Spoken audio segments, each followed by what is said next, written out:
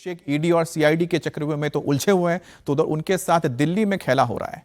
TMC के सूत्रों के मुताबिक अभिषेक बैनर्जी को 15 जून को दोपहर 2 बजे लोकसभा स्पीकर के ऑफिस से ईमेल भेजा गया है, लेकिन उस समय वो ईडी की पूछताछ में व्यस्त थे। स्पीकर ऑफिस के ईमेल में उन्हें उसी दिन शाम को 4 बजे तक दिल्ली में स्पीकर से मिलने के लिए कहा गया था, यानी कि उन्हें केवल 2 घंटे का नोटिस दिया गया था। टीएमसी सूत्रों के मुताबिक स्पीकर कार्यालय के ईमेल भेजे जाने के लगभग 1 घंटे के अंदर टीएमसी सांसद कृति आजाद को स्पीकर कार्यालय से फोन आया, जिसमें ईमेल और बैठक के समय की जानकारी दे दी गई। इसके बाद कृति आजाद खुद स्पीकर ऑफिस में गए और उन्हें बताया कि अभिषेक बैनर्जी तो ईडी के सामने है, पूछताछ चल रही है, इसीलिए वो दिल्ली नहीं आ सकते हैं। कृति आजाद ने स्पीकर ऑफिस से अभिषेक के लिए किसी और दिन मिलने का वक्त मांगा है। स्पीकर के काम है निरपेक्ष रहना, तो मैं ये जो सुना जिस दिन ये डिसैटिस्फाइड एमपी चिट्ठी दिया, उसके पहले तृणमूल कांग्रेस की ओर से चिट्ठी दिया गया था। तो मैंने ऐसा सुना कि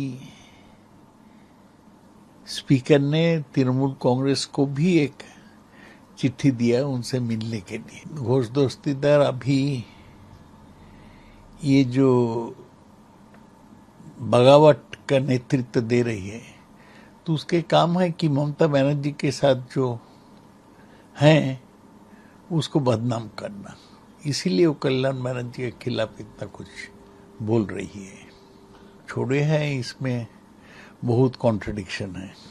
कोई सीधा बीजेपी में जाने चाहते हैं, कोई अलग ब्लॉक बनाने चाहते हैं, और लोकसभा में लोग क्या कॉकरोच जनता पार्टी ने क्या नाम है एनसीपीआई उसमें शामिल हुआ, तो 3 ठो अलग मत तो दिखाई दे रहा है। अब बात करते हैं अयोध्या के राम मंदिर में चंदा चोरी पर छिड़े घमासान की। सियासत के बीच योगी सरकार के आदेश पर 3 सदस्यों वाली एसआईटी जांच में जुटी है। आज जांच के दूसरे दिन एक बार फिर से एसआईटी टीम मंदिर परिसर जांच करने के लिए पहुंच रही है। ट्रस्ट से जुड़ी पदाधिकारियों और सेवादारों से पूछताछ की जा रही है। एसआईटी के रडार पर 50 कर्मचारी हैं, वो चढ़ावे की गिनती और उससे जुड़े काम में लगे रहते थे। इससे पहले सोमवार को एसआईटी की टीम ने देर रात करीब 8 घंटे तक ट्रस्ट के पदाधिकारियों, बैंक कर्मियों और सेवादारों से पूछताछ की है। इसके बाद दान पात्रों से आए कैश और उसको गिनने से लेकर लॉकर तक रखने की पूरे प्रक्रिया को समझा है। इसके साथ ही राम मंदिर के दान पात्र पर लगे सीसीटीवी कैमरों की जांच भी की जा रही है। सूत्रों की माने तो मैनेजमेंट से जुड़े लोगों के रोल की भी जांच हो रही है। राम मंदिर में काम करने वाले कई कर्मचारी ऐसे हैं जो पिछले 5 साल में करोड़पति बन गए हैं, जबकि उनकी सैलरी महज 18 से 20 हजार रुपए है। लेकिन राम मंदिर में नौकरी लगने के बाद इनकी लाइफस्टाइल बदल गई, महंगी गाड़ियां और जमीनें खरीद ली। लेकिन जो कर्मचारी सिर्फ सैलरी पर गुजर बसर कर रहे थे, ये लोग उनके निशाने पर आ गए। जब मंदिर प्रशासन में उनकी सुनवाई नहीं हुई तो रामकोट मोहल्ले के एक कर्मचारी ने इस चोरी की चर्चा को सार्वजनिक कर दिया। यह बात अयोध्या की गलियों से होते हुए अखिलेश यादव तक पहुंच गई। अब यह देश भर में चर्चा का विषय बन गया है।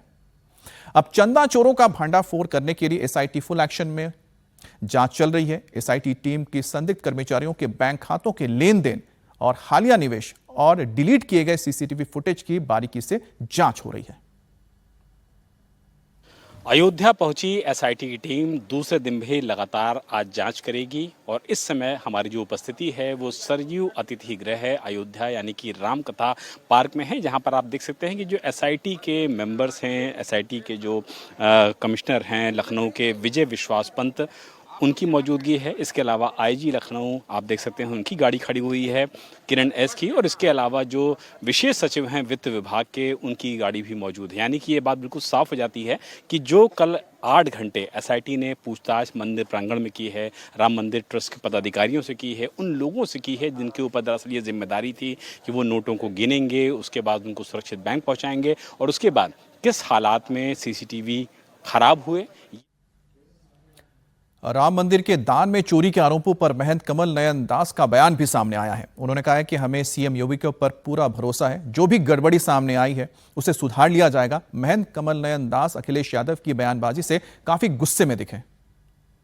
जिस तरीके से ये पूरा मामला आया है, जो पूरा विवाद सामने आया है, इसको आप लोग किस तरह पे देख रहे हैं? एसआईटी ने जांच शुरू कर दी है, मुख्यमंत्री योगी आदित्यनाथ ने बाकायदा एसआईटी का गठन किया है। मुख्यमंत्री जी हमारे ईमानदार व्यक्ति हैं और ठीक है, जो कुछ कर रहे हैं बहुत ठीक कर रहे हैं, होना चाहिए। अगर ऐसा है तो होना चाहिए। सर, राम मंदिर के लिए इतने लोगों ने अपने प्राण निछावर कर दिए, अगर उसी राम मंदिर में इस तरीके के आरोप लग रहे हैं तो आप उसको कैसे देखते हैं महाराज? नहीं लगना चाहिए, ये सब नहीं होना चाहिए। मुख्यमंत्री जी ईमानदार व्यक्ति हैं, वो ठीक करेंगे। आप लोग चाहते हैं कि जिन लोगों ने ऐसा पाप किया है उनके खिलाफ कड़ी कार्रवाई हो? बिल्कुल दंड मिलना चाहिए। जो आरोप लगाए जा रहे हैं बड़े ट्रस्ट के पदाधिकारियों पर, उनको लेकर के आप क्या कहेंगे? क्योंकि बहुत सारे लोग बोल रहे हैं कि ट्रस्ट के पदाधिकारी जो हैं, जिसमें नाम लिया जा रहा है चंपत जी का, वो ऐसा चोर लोग कह रहे हैं। अनिल जी की बात तो नहीं कह रहे हैं, लेकिन चंपत जी को मैं जानता हूँ।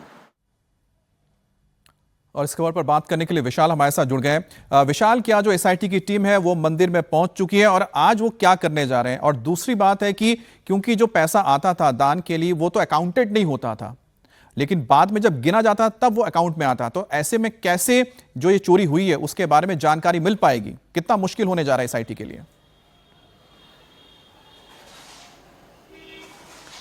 देखिए अमित, जिस पहलू को आपने अभी उठाया है कि जो मंदिर में चढ़ावा आता है उसकी जो अकाउंटेंसी होती है वो तब होती है जब वो पैसा गिनने के बाद, बंडलों में होने के बाद बैंक पहुंचता है। और ऐसे में जो पैसा बैंक पहुंचता है, कर्मचारी जो उसको पहुंचाता है, अगर वो उसी प्रांगण में ही उस पैसों को अपने पास रख लेता है, गलत तरीके से चोरी कर लेता है, तो निश्चित तौर पर उसकी जो अकाउंटेंसी है वो अपने आप में बहुत ज़्यादा मुश्किल हो जाती है। और इन्हीं सवालों के जो जवाब हैं उसको खोजने की कोशिश कर रही है एसआईटी की वो टीम, जिसका कि गठन मुख्यमंत्री योगी आदित्यनाथ के निर्देश के बाद हुआ है। चूंकि ट्रस्ट की तरफ से ही मांग की गई थी कि इस पूरे मामले में एसआईटी का गठन होना चाहिए और इस पूरे मामले का जो सच वो सबके सामने आना चाहिए। इसीलिए कल 8 घंटे की पूछताछ के बाद, लंबी पूछताछ के बाद एसआईटी की जो आज टीम है वो लगभग 10:30 के करीब निकल गई है। और मंदिर प्रांगण में इस समय जब आपसे मैं बातचीत कर रहा हूं, अपने दर्शकों को ये जानकारी दे रहा हूं, इस समय भी एसआईटी की जो टीम है वो राम मंदिर परिसर के अंदर ही मौजूद है। और इस पूरे मामले में जो मनी ट्रेल है, जो आरोपी कर्मचारी हैं, इनकी सैलरी महज 15 से 20 हज़ार रुपये होती थी, लेकिन उनकी प्रॉपर्टीज़ में इजाफा हो गया, उनकी जो लाइफस्टाइल थी उसमें बदलाव हो गया। और सबसे इंपॉर्टेंट बात जो अमित अभी आपने भी कही थी कि उनकी जो रीसेंट डिटेल्स है, रीसेंट जो उनके ट्रांजैक्शंस हैं, चाहे वो प्रॉपर्टी में हो, चाहे वो इन्वेस्टमेंट में हो, चाहे वो किसी भी जगह पे इन्वेस्ट किया गया हो, इन सारी ट्रेल को एसआईटी खंगाल रही है और ये जानने की कोशिश कर रही है कि आखिर जो वजह सामने आई है, जो ये मनी ट्रेल है, वो कर्मचारी जिनकी सैलरी महज 20 से 18,000 रुपए है, अगर वो करोड़ों की संपत्ति बना लेते हैं तो ऐसे में जाहिर सी बात है कि जो सबसे बड़ा सुराग या मिलेगा या सबूत मिलेंगे, इन्हीं के जरिए मिलेंगे, इनके ही लेन देन के जरिए मिलेंगे। आप नजर बनाए रखें इस खबर पर।